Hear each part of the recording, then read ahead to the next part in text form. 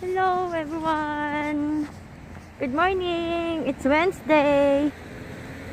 Dapat guys, wala kaming pasok pero kahapon napag-usapan namin na pumasok na lang kami and bibigyan kami ng extra time ng aming teacher para turuan pa kami. Kasi as in kulang sa oras yung 2 hours, kulang siya. So, baka hindi namin matapos yung isang book until March. Kasi hanggang March na lang kami. Usapan kahapon na today din, magkaroon din kami ng klase. So, mas maaga yung pasok ko today. It's 9:30 a.m. Kaya, alis ako ng bahay na 7:20. So, dito na ako. Nasa daan na ako. Ayun. So, sige lang, kahit malayo. Push lang tayo habang wala pa naman ginagawa din sa bahay.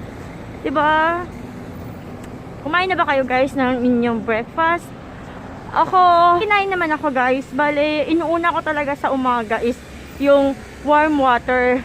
2 cup of warm water yon. So, yun yung inuuna ko. Then, after 20 minutes, kanina, kumain naman ako ng egg. Boiled egg. Yun lang yung kinain ko. So, mamaya pag may nakita ako na store or kagaya ng 7-Eleven, bibili na lang ako. Kasi, baka magutom ako. Bibili ako ng sandwich na lang. So, ayan. Ang lamig. Mas malamig siya today. Grabe yung lamig sa may noo ko, sa may tenga ko. Grabe yung lamig.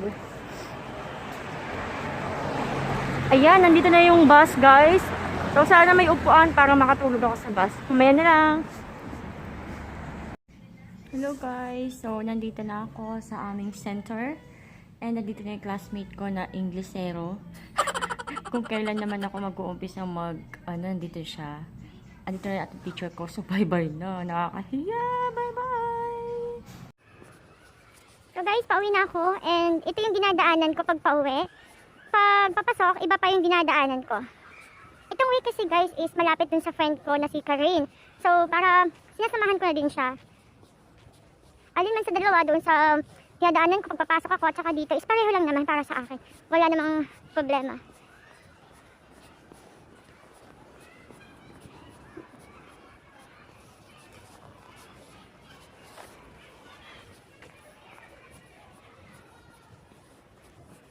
Buti ngayon guys is maaraw na. Medyo maaraw pero malamig pa din.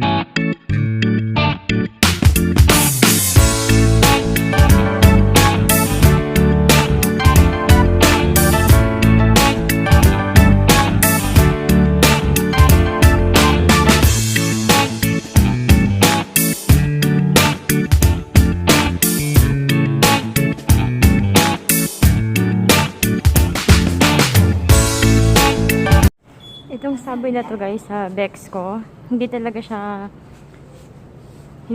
ganun karami yung tao.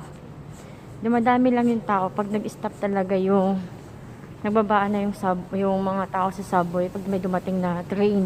Pero pag mga ganito, wala. Kasi hindi siya kagaya ng ibang subway na may mga binibentang mga damit, ganyan. And may mga bilihan ng cosmetic.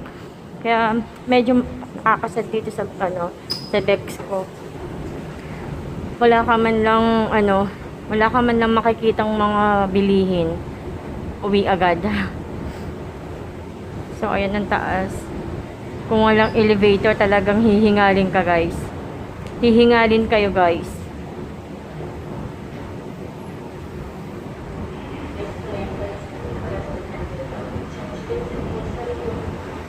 Grabe, ang lamig sa tenga. Buti mainit para mamatay yung virus. Pero kaninang umaga, grabe talaga, guys. Grabe, ang lamig. So, ayan, guys. So, dito ako, guys, nag-aantay ng bus na pauwi sa bahay. 1:07 siya. Oh, walang tao. Walang nag-aantay. Siguro kasi umaga pa lang and magla-lunch pa lang. So, yung mga tao nasa mga kainan. Walang katao-tao.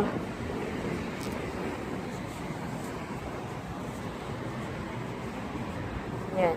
Ayan yung Bex ko. Nung first time kong dumating dito, guys, dyan sa Bex ko, meron silang libreng, yung itatry mo yung handbook. Libre lang siya. Pero simple lang yung handbook na yon. And okay na din for experience lang, 'di ba? So, nakakatawang experience din na nakapag-try kami ng handbook for the first time. Tapos libre pa. Pero kung gusto niyo ng magandang handbook, syempre yung may bayad.